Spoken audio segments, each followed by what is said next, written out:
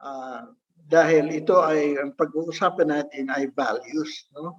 It's how do we clarify the values of our members so that they will be able to look at their values and reorient them if necessary so that they will be oriented towards Christian values. So let's go to the next slide. Okay, what is values? Values are things such as persons, objects, or thoughts that a person considers important in life. Talagang literal na value, ang value mahalaga. So ito yung mga bagay na mahalaga sa isang tao.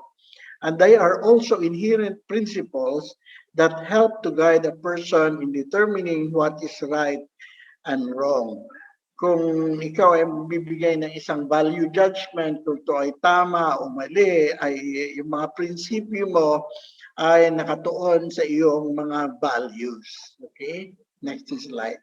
So this is the valuing process. How do you actually develop a value?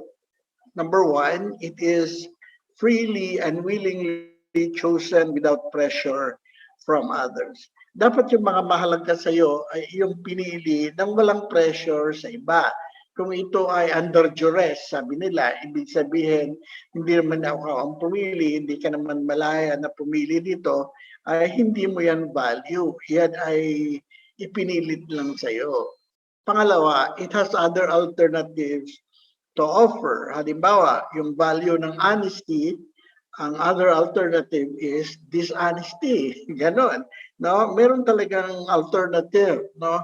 Yung kindness, may alternative yan. Rudeness. No? Pagiging mabait. Yung yung alternative niya, pagiging bastos. Ganon. Pangatlo, it has been chosen carefully with consideration on its possible consequences.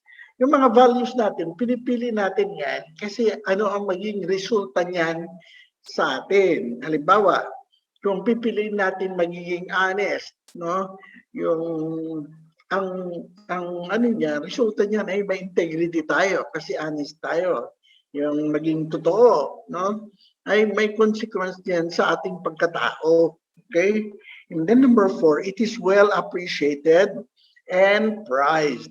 Ibig sabihin, na-appreciate yan yung value na yan. No, may mga value talaga ng halimbawa yung shrewdness. Yung shrewdness yung bang madiskarte, marunong lumusot, gano'n. No, sometimes that value is well appreciated kasi hindi mo mahuli-huli. No, the person is very shrewd. Okay? Number 5, it is properly acknowledged in public. Ibig sabihin, hindi mo ipagkakaila itong value mo ito sa publiko. Hindi mo ito, hindi secret. Ang value ay hindi secret. Ito ay, it is acknowledged publicly. And in relation to that, number 6, it is displayed in your behavior. Practice mo ang value mo. Kung hindi, kunyaring value mo lang yan. Plastic ka. Kung sinasabi mo honest ka, tapos hindi ka napakasinungaling mo naman, it is not displayed in your behavior. But a real value is displayed in your behavior. And then, it is a lifetime value and not a fancy act. Hindi ito yung palusot lang na gagawin mo lang to, no? Dahil may gusto kang maiwasan o ganyan. Kundi ito ay lifetime. It's something that you treasure. It's something that is valuable, no? Valuable to you. Okay, next slide. Why should we discover our values? Bakit dapat magkaroon tayo ng value system natin? Bakit dapat natin establish yung value system natin na dapat may mga mahalaga sa atin na para una na to gain inner peace, para meron tayong kapayapaan sa sarili, hindi ka laging naku-confuse, no? Dahil alam mo kung anong mahalaga sa'yo. Alam mo kung Yun na nga, palagi natin naririnig yan. Alam ko kung sino ako. Alam ko kung anong mahalaga sa akin. Pangalawa, to decrease stress levels. Hindi ka na stress eh. Kung alam mo ang importante sa'yo at yun na mag-guide ng decisions and behavior mo. Okay? Hindi ka may stress. Pangatlo, to find satisfaction in life. Siyempre, piliin mo yung mga values na nagbibigay ng kagalakan sa puso mo. No? Yung may mga tao na tuwang-tuwa na kung nakapalusot sila, ganun. No, yun yung value system yun, nakaisa sila, ganun. No? Pero meron din yung mga tao na ang satisfaction nila ay makatulong sa iba, no? Service. Isa high value sa kanila. No? Tapos yung last, to feel fulfilled, happy, content, and worthwhile. Kung mayroon kang set of values no, na nagiging prinsipyo na basihan na mga prinsipyo at decision mo sa buhay, madali ang buhay. No? You are fulfilled. No? Because you feel like you are a human being and a human person. No? Nagiging tao ka kung may alam mo yung mga mahalaga sa iyo. Okay, your values. Okay, next slide. Okay, finding out what's most important. Okay, we must first believe that we are capable of changing na. Okay, dapat meron kang kalayaan na magbago. Okay, pangalawa, we must also have the belief that if we're going to create long-term change in our lives, that we are responsible, nobody else is going to do it for us. No? Pag nag-establish ka ng value system mo, dapat ikaw ultimately ang responsable sa mga ito at hindi mo i-blame sa iba. Yung pinilit ka lang kasi na ganito eh. No? Okay, we must have the belief that if we set our sights in a new direction and then move confidently in that direction, we will successfully arrive near the place where we wanted to go. Yun yung sinasabi ko kanina, yung pipiliin mo mga values mo ay yung direksyon na patutungan ng buhay mo. Halimbawa, kung pipiliin mo maging mabuting tao, syempre alam mo nakikita that down the road, maraming magmamahal sa iyo dahil mabuti kang tao. At marami rin matutulungan kang ibang tao dahil mabuti kang tao. So, yung makakarating ka doon sa gusto mong patutunguhan sa mga values na pinipili mo. Halimbawa, yung mga iba, ang values nila, materialismo, yung wealth, to be wealthy, maging mayaman, siyempre maging masagana ang buhay, ganun. So, kung sila ay matagumpay na natahakin ito, siyempre in the end, makikita mo sila na mga tao silang may kapangyarihan, tanyag sila, dahil yung kanilang piniling mga values sa buhay. No? Yun na, although alam naman natin ang mga material na bagay, in the end, hindi rin sila nagbibigay talaga ng kaligayahan sa buhay. Okay? We must be certain that our values determine our actions and behaviors. Dapat, no, maging resolute ka, you resolve that you will live according to your values. You live out your values. Okay? Next slide. Okay, so there are two kinds of values. There are two kinds of values. The instrumental values, which consist primarily of personal characteristics and character traits. Yan yung instrumental values, yung mga characteristics at saka character traits. Yung terminal values are things that we can work toward or we think are most important and that we feel are most desirable. Ito yung mga more universal values, yung terminal values, yung medyo pangkalahatan, hindi lang personal. So, okay, next slide will explain this. Okay, ito yung instrumental values. Ang instrumental values ay mga characteristic traits. No? Number one, no, ambitious or hardworking, aspiring, yung mga masipag, no? Masipag magtrabaho. Sapagkat sila ay may mga ambisyon sa buhay. At itatrabaho nila ito. Then, one is broad-minded. Open-minded, ibig sabihin hindi makitid ang pag-iisip. Pangatlo, capable. or competent, no? Ibig sabihin, marunong, at saka effective, no? Capable, no? May, may kakayahan. Okay, and then cheerful, no? Yung bang joyful, matuwain, masayahin, no? And then clean, no, malinis, neat and tidy. Sabi nila, ang Pilipino daw, gustong-gustong mga sa OFW sa abroad dahil sila yung mga malilinis, no? Malinis sa katawan, malinis sa pagmasinop, ganyan.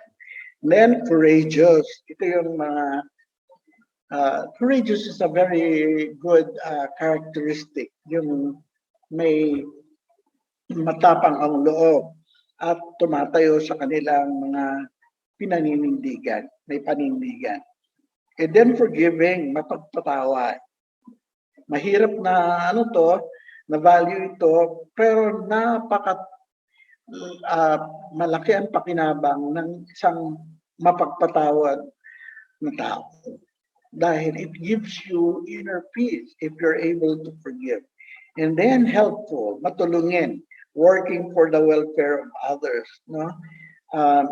Some people really find satisfaction and joy in being able to help others. No? Mga social workers, ganyan. And honest, no? Ito yung sinasabi ko, yung pagiging totoo and sincere. Okay? Imaginative, ito ay isang ng mga artists, no, mga mapangarapin, maganda ang imagination and creative, napakagandang yan, no? Characteristic. Yung bang hindi ubusan ng idea, very creative. And independent, self-reliant, and self-sufficient. Maganda ito dahil maganda sa isang tao yung hindi nakadepende sa iba lagi. No? Meron tayong dependency with each other as a human person. But being independent means kung mag-decision ka, may sarili kang decision. Ganyan. Intellectual, sabihin ito yung talagang matalino. Okay? At reflective, yung nag-iisip. Yan. Logical, sabihin, consistent at rational, ginagamit ang utak, no? Yung rason, the rational faculty. And then loving, ito yung affectionate and tender. Gusto natin mga Pilipino yan, yung mapagmahal. And then obedient and respectful, marespeto at dutiful, ibig sabihin yung kanyang responsibilidad. Okay, so polite means maginoo, well-mannered, may magandang ugali, yan. And then responsible, dependable, and reliable, ibig sabihin napagkakatiwalaan dahil irresponsable. And last here is self-control. Ibig sabihin, mayroong control sa kanyang sarili at may disiplina sa sarili. Okay, so these are instrumental values, which are characteristic traits that we develop in ourselves as persons and human beings. Ito naman yung terminal values. Terminal values are our goals. No, goals yan. Yung hindi kaugalian, kundi ito yung mga gusto nating makamit. Okay? Una, no, a world at peace. Yung walang digmaan, walang conflict. Gusto taling world peace. We want, gusto natin na isang mundo na mapayapa. Okay? Okay, family security. Siyempre, ito, gusto natin ang pamilya natin secure. Ibig sabihin, hindi naman masyadong nangangamba, na nailangan. Pangatlo, freedom. Yan, kalayaan. Napaka-malaking value yun sa isang nation.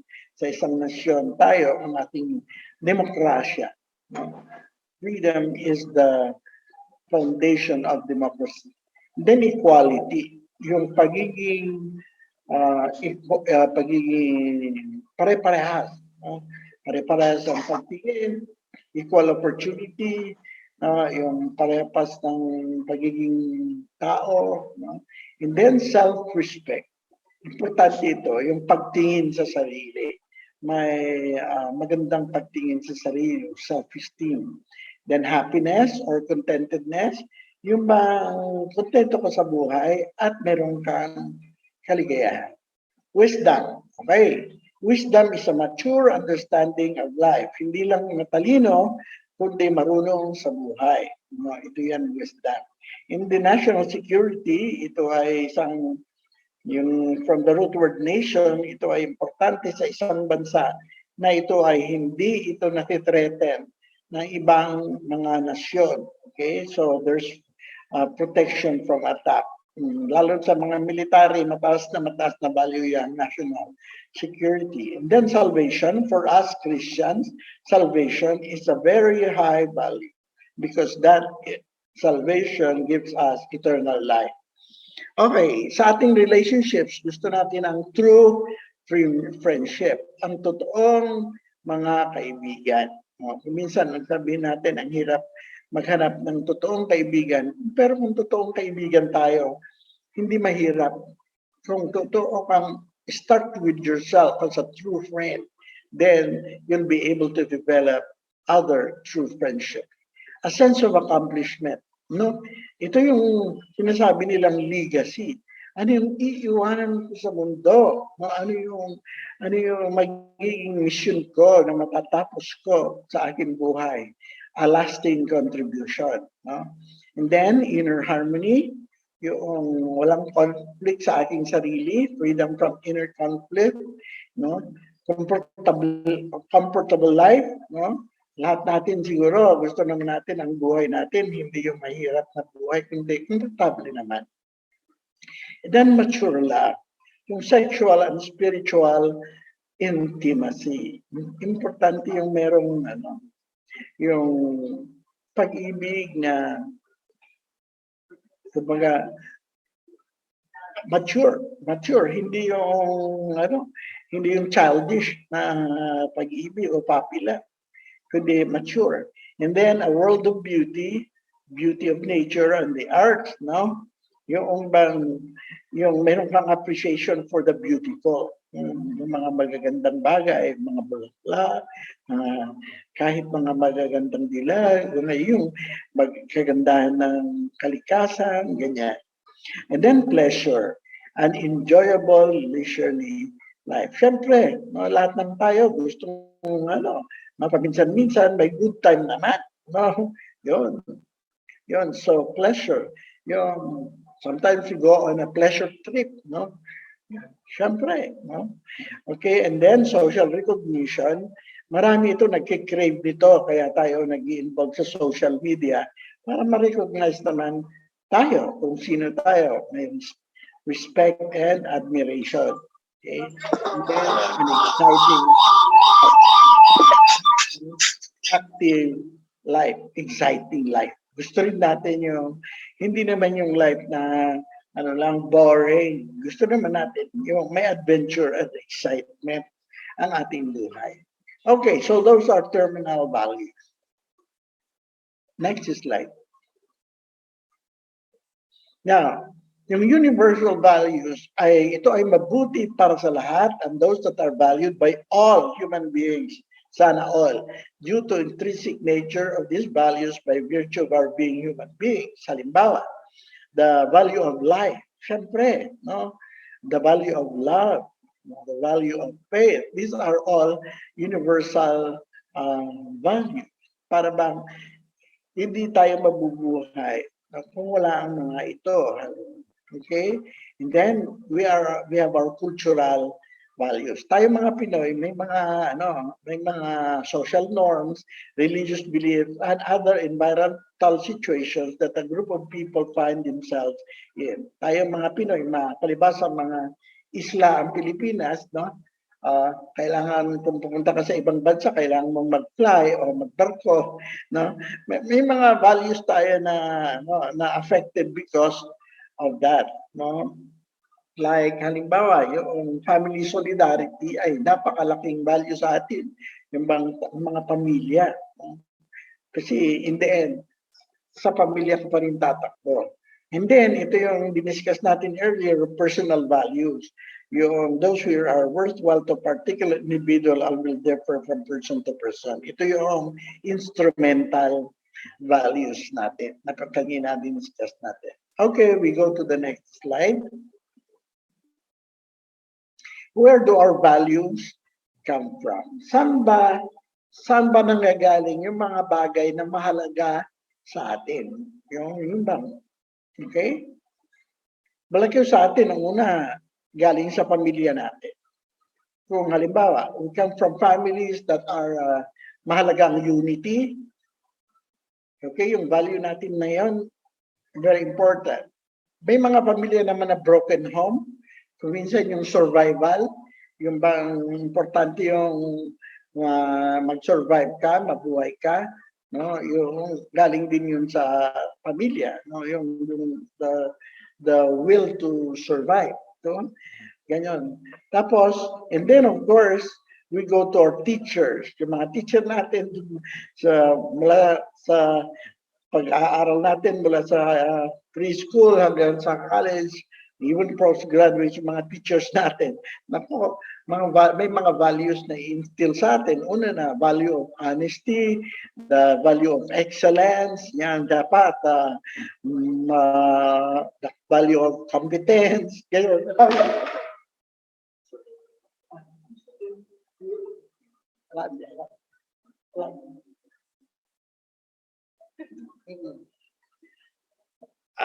Yan.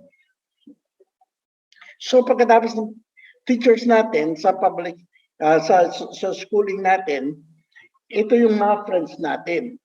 Ang laking influence ng mga peer group natin sa atin, no? Yung sabi nga nila, tell me your friends and I'll tell you who you are, no? Malaking influence sa mga barkada. Maraming nalululun sa barkada. Marami naman nagiging mabuting tao dahil sa mabuting mga kaibigan at barkada. And then, yung culture natin, no? Siyempre, kultura ng komunidad, kung tayo Kapampangan, ibang values natin, yung Ilocano tayo, iba rin yung mga Bisaya, ganyan. Yung cultures natin. But more and more ngayon, ang values natin, ang mga very influential sa pag-develop ng ating values ay ating media, social media. Nako, tayo ngayon, lalo na yung mga kabataan, naku, wala nang ibang hawak kundi gadget. No? Nandiyan yung cellphone, nandiyan yung tablet, nandiyan yung laptop, no? Computer. No? At yun na lang yung mundo. Nagiging yung reality has become virtual. No?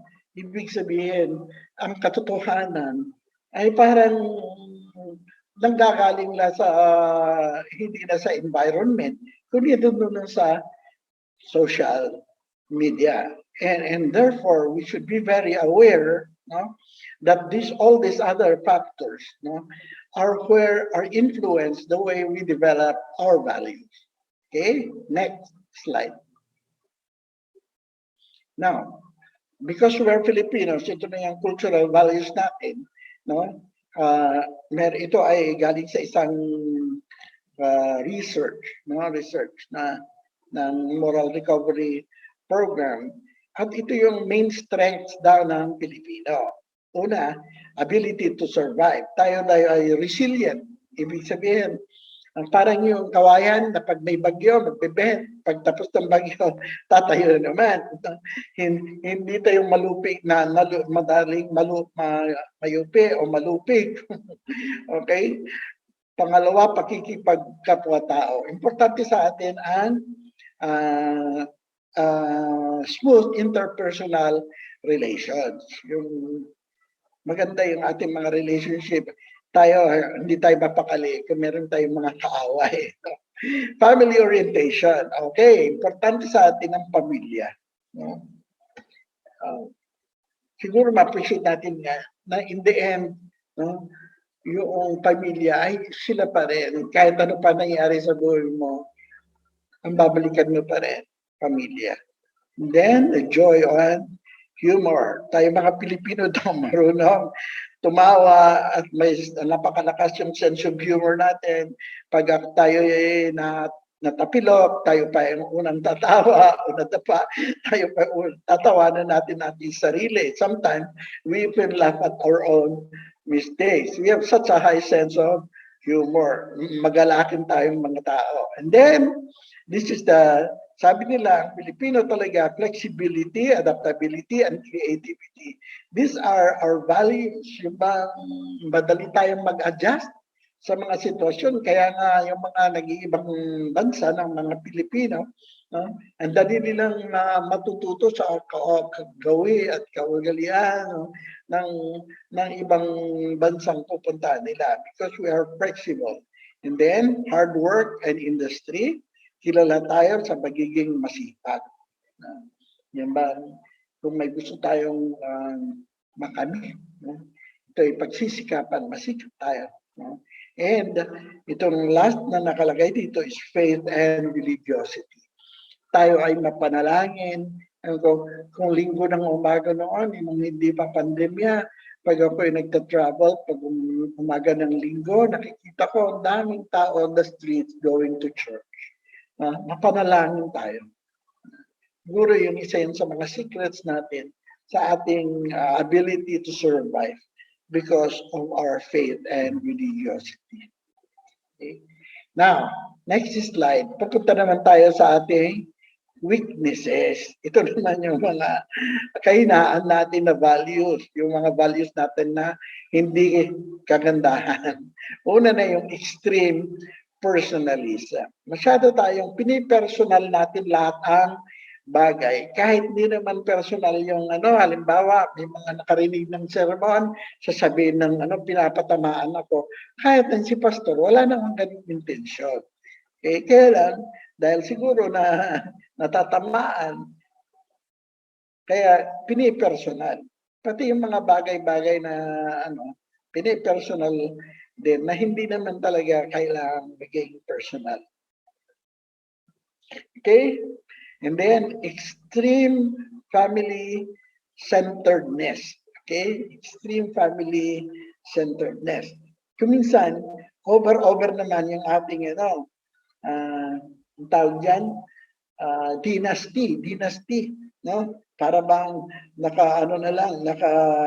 yung mundo natin ay na lang sa pamilya.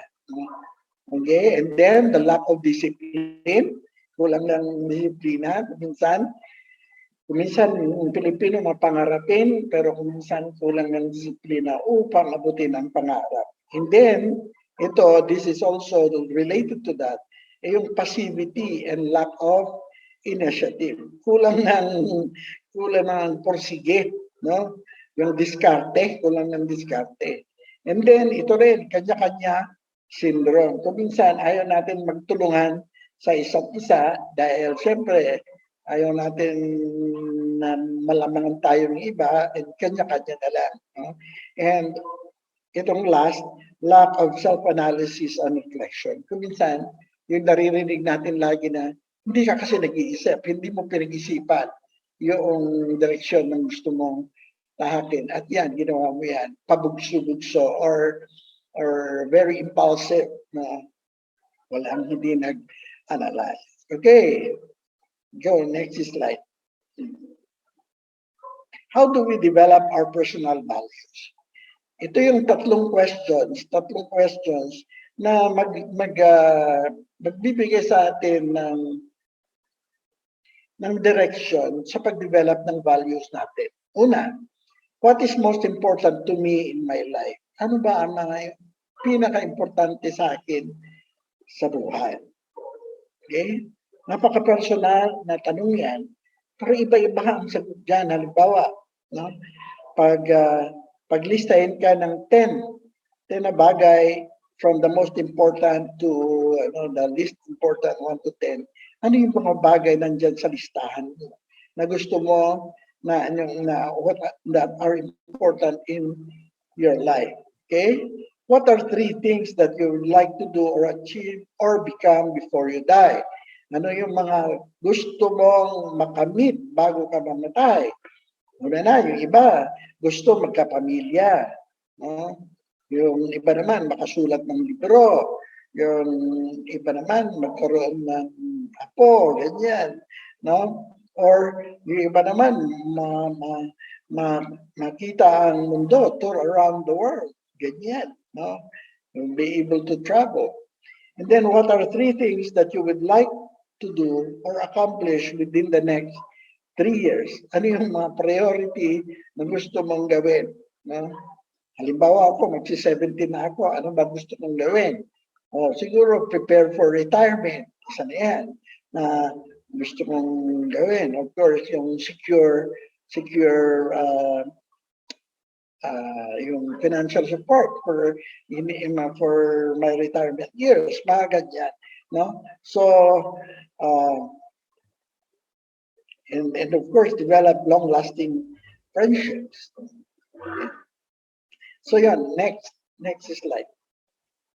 Ito pa rin. Ito yun, identify your values, write down as many things that you can think of, and then prioritize your values, prioritize them in order of importance to you. And then third, write a paragraph to clarify each of these values. Anong ibig sabihin ng security? Kung isa sa mga values mo ay security, anong ibig sabihin ng security sa'yo? Ibig sabihin meron kang support, financial support, does that give you security?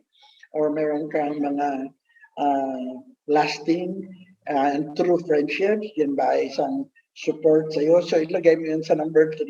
Now, you try to describe what that value is for you. Then next slide. Okay, so yun yung first lecture natin. No? We discussed what a value is and what are these values and how important are values in life.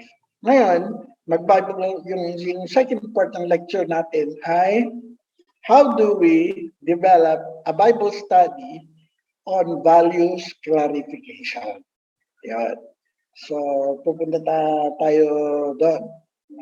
Kung wala kayong tanong, pwede namang magtanong ng konti and then we go on to the second lecture. Okay? I-prepare mo na, Brother Kier. Yes po. Alright. Ito yung values clarification Bible study. How to make a Bible study on clarifying your values. Okay? Next slide. Una, the first thing you do is ito yung template. Five steps ang values clarification Bible study. And first step is define the value. Okay? Note that this should be a contextual definition. For example, kung ang value, yung topic mo, ang value mo ay pakikisama, so i-define mo yung what is pakikisama. Okay, dito, ang ginawa kong example na definition ay going along with the other group, with the group, in order to maintain smooth interpersonal relationship. Yan ang pakikisama sa akin. Yung ba, ibig sabihin, sumasama ka sa grupo para maganda yung hindi ka parang nakikisama ka talaga, yung bang you go in order to go with the group in order to maintain interpersonal relationship. So your first thing you do when you in a Bible study of values clarification is define the value. Siyempre, identify the value. Ano yung value na gusto nyong i-clarify and then define para clear kung ano yung pinag-uusapan. Okay? Punta tayo sa second. Present the background. Okay? I-present nyo yung value. This would be the instructional anchor that illustrates the value. So isang illustration, i-illustrate niya yung value. This could be a song. Halimbawa, kung ang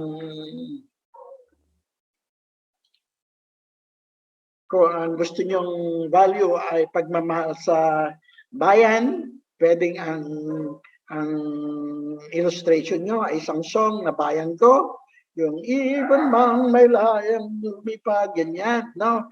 Pwede ano, or pwede rin kung ang yung uh, kapayapaan ang value na gusto yung italakayin. Maglagay kayo ng video clip ng digmaan, kung ano itsura ng isang digmaan, no? Tapos sasabihin, sa isang digmaan, wala namang talagang nananalo. Lahat natatalo. Okay? And then, or a poem. Pwedeng isang poem. Mamaya, ang gagamitin ko na illustration sa inyo, ang gagamitin ko ay poem. Okay? And then, a story. Pwedeng isang kwento. No? Pwedeng yung mga fables, no? Yung the turtle and the turtle, the monkey, mga ganyan. Or pwedeng yung mga fables, mga fairy tales, the story of Cinderella, the story of Rapunzel. Ayan. Pwede isang news item, no? So halimbawa news item tungkol sa pandemic, no, yung mga ang tawag doon, statistics ng mga namamatay sa COVID-19, ganyan, no? Pwedeng ano yan, background. Okay? For example, if the value is caring for the environment, the background could be the song Kapaligiran. Alam natin naman siguro yun na kanta. Kung yun ang caring for the environment, yung value na pinili nyo. Okay? So, number 2 ay illustration. Number 1, define. Number 2, present the background or an illustration of the value. Okay? Number 3, i-analyze nyo ngayon yung value. Okay? Yung pinili nyo na illustration, yun ngayon ang itatalakayin nyo, no? Para makita yung gaano ka-importante yung value na yon. So, ask value clarifications using inductive questions, prioritizing, ranking, so that the participants are able to describe how important the value is to them. For example, in a scale of 1 to 10, how important is the environment to farmers? No? Gaano ang klima, yung climate, no? Gaano ka-importante sa mga magsasaka, no? Yung weather, or sa'yo, gaano ka-importante ito? No? Ganyan. So sa analysis, magtatanong-tanong kayo tungkol doon sa value na yon. Halimbawa, is it always helpful to tell the truth every time? So yung honesty, ang value mo, tatanungin mo, dapat masasabihin mo ang totoo sa lahat ng pagkakataon. No? Magandang tanong yun. It's an analysis question. Okay? And then we go to number 4. Next slide.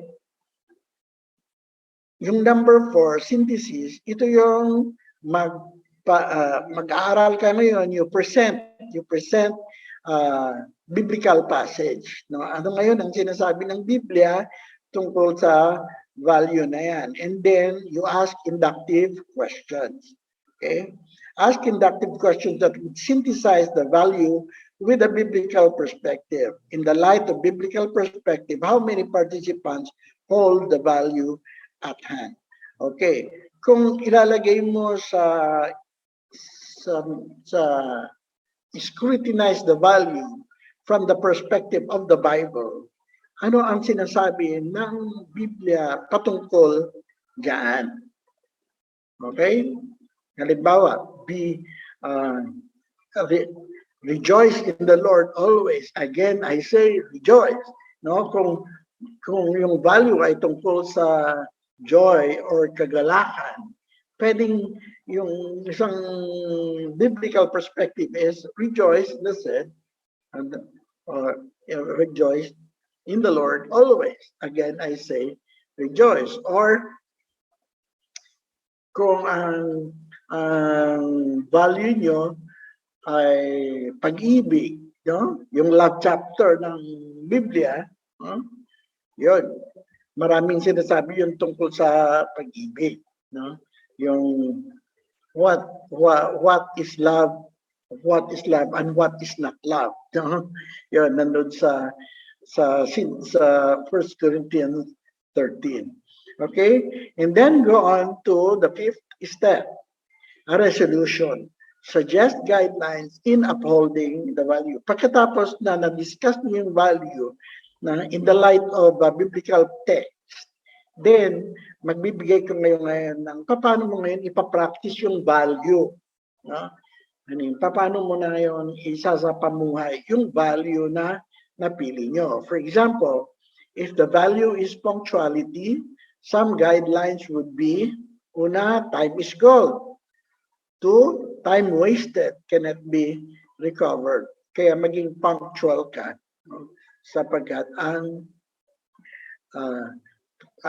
panahon ay ginto at saka hindi mo na re-recover yung napalipas, no, na panahon. Okay? So that's why you value time. Okay? So, yan yung 5 steps ng value clarification Bible study. Okay? Define the value, and then illustrate the value, and then analyze the value, and then fourth is synthesize by using a biblical perspective, and the fifth is resolution. Okay? Now, let's go on to have an example. Ito ay isang ginawa ko ng Bible study na ang value na pinili ko ay contentment. No, contentment, yung pagiging kontento. Okay?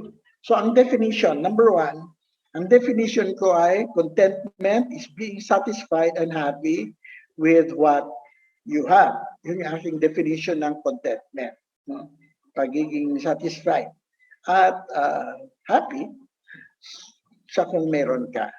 Okay, yung illustration ko, background, ang pinili ko ay Sonnet 29. Sonnet 29 ni William Shakespeare. Ganito ang sinasabi, when in disgrace with fortune and men's eyes, I all alone beweep my outcast estate, and trouble deep heaven with my bootless cries, and look upon myself and curse my fate. Kung isa sa Tagalog to, sabi niya, kung minsan, no, kung ang tingin ko ang tadhana ay hindi nagiging mabuti sa akin, no, nagmumukmuk ako, no, nagmumukmuk ako at kinakaawaan ang aking sarili. And then, binubugbog ko ang langit ng lahat ng aking hinaing at tinitingnan ko ang aking sarili, I'm looked down upon myself, at sinusumpa ko ang aking kapalaran. Okay? Next.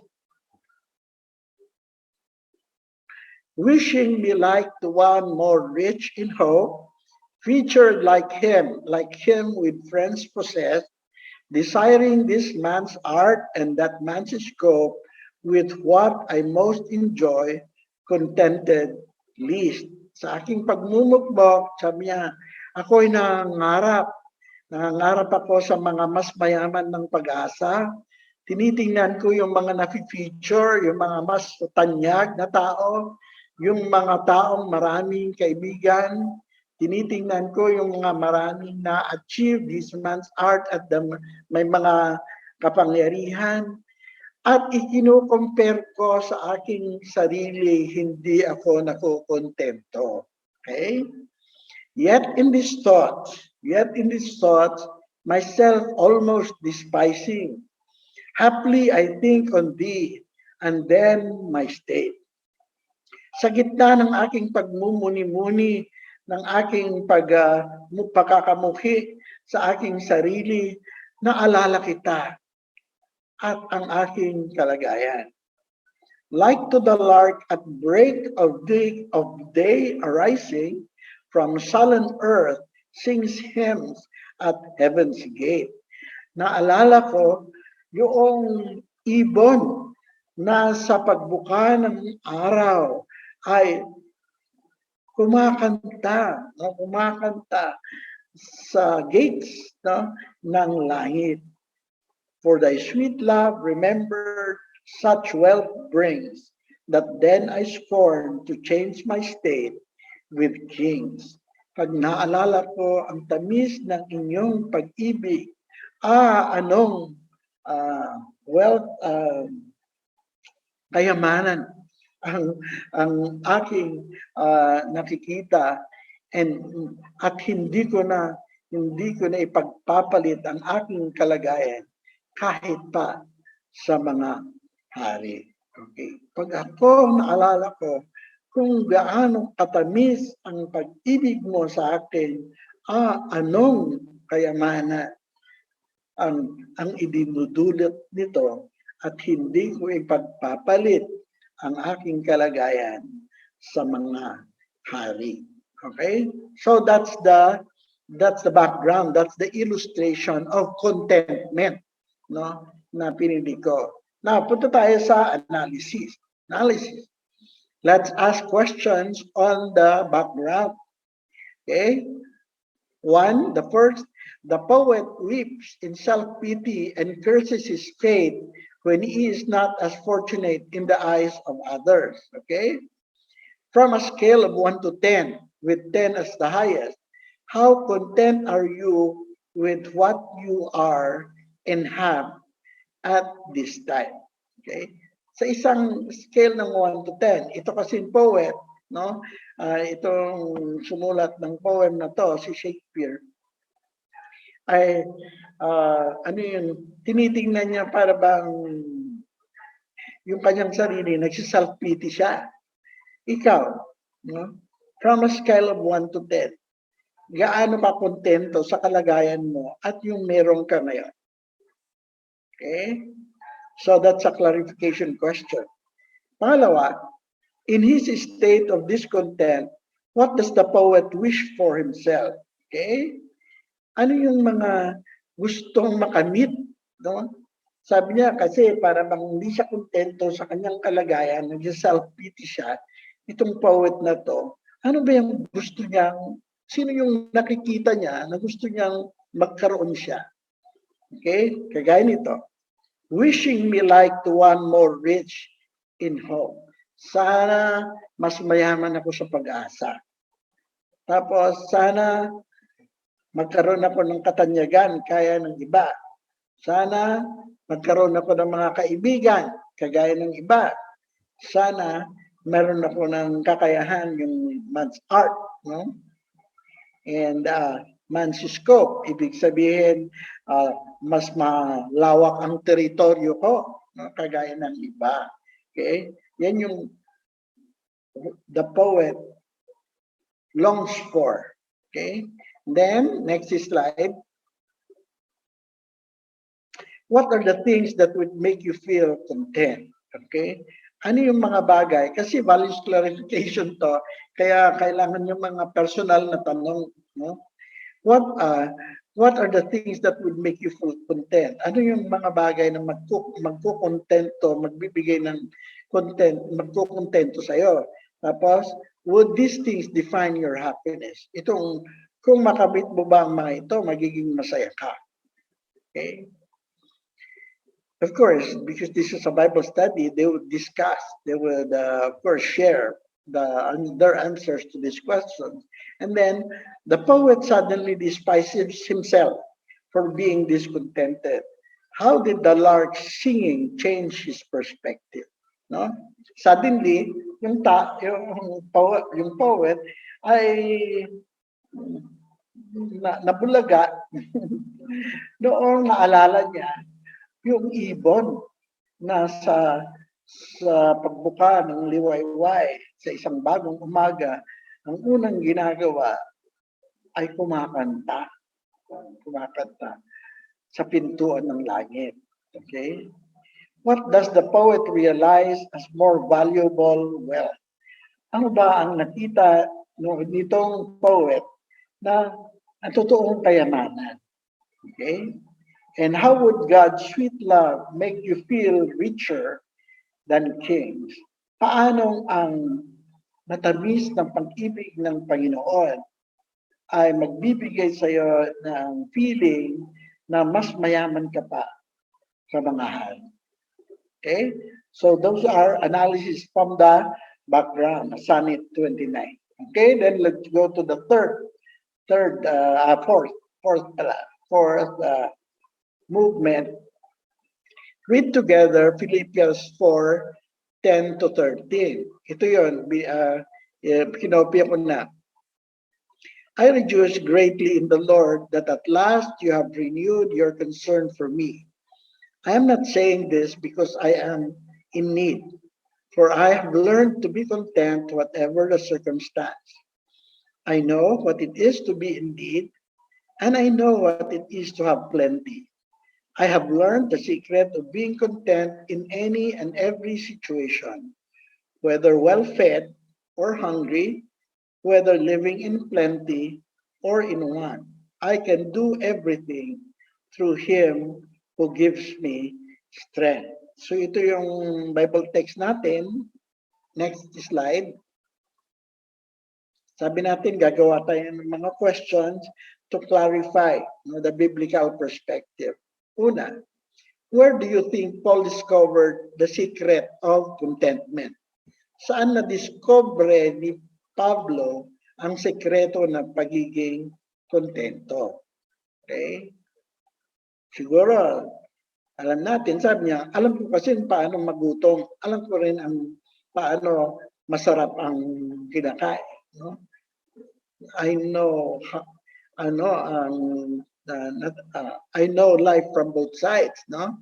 Explain in your own words what Paul said, I can do everything through Him who gives me strength. Okay? Paano ang pagbibigay ng kalakasan sa kanya ng Panginoon, no? Ay magagawa niya lahat ng bagay. Okay? And then, what did Paul recognize when he rejoiced in the renewed concern of the Philippians for him? In what way were they channels of blessing to address Paul's needs? Okay? Isang sinasabi ito sa teksto, no? Ang Panginoon, no? Ay nagbibigay ng pagkakontento sa pamamagitan ng ginagamit niyang mga tao, mga channels. Tayo naman na. Upang ang kanyang kalagayan, no, ay mabibigyan ng katugunan. And in the end, in your experience, what are some ways that Christ has provided to give you strength to be content even in adverse circumstances? Ano yung mga kaparaanan sa iyong karanasan na binigyan ng Panginoon upang ikaw ay makontento kahit na mahirap ang kalagayan? Okay? Now, then we go to the resolution. The last stage of the Bible study of values clarification is ask the group to formulate some guidelines for the value of contentment. Okay? So ano ngayon ang mabibigay nyo ng mga guidelines para maging kontento sa buhay? Ito yung some examples. Number 1, count your blessings and appreciate what you have. Pag ikaw binilang mo yung mga blessings mo, makukontento ka. Magiging mapagpasalamat ka. Pangalawa, discontent brings undue worries and anxieties in life. Kung hindi ka magiging kontento, mas marami kang problema, marami kang worry and anxiety sa buhay. Pangatlo, a grateful heart ushers in contentment and a positive outlook for the future. Ang isang mapagpasalamat na puso, no, ay magkakaroon ng contentment at positive na pananaw sa kinabukasan. Okay. So that ends the sample Bible study.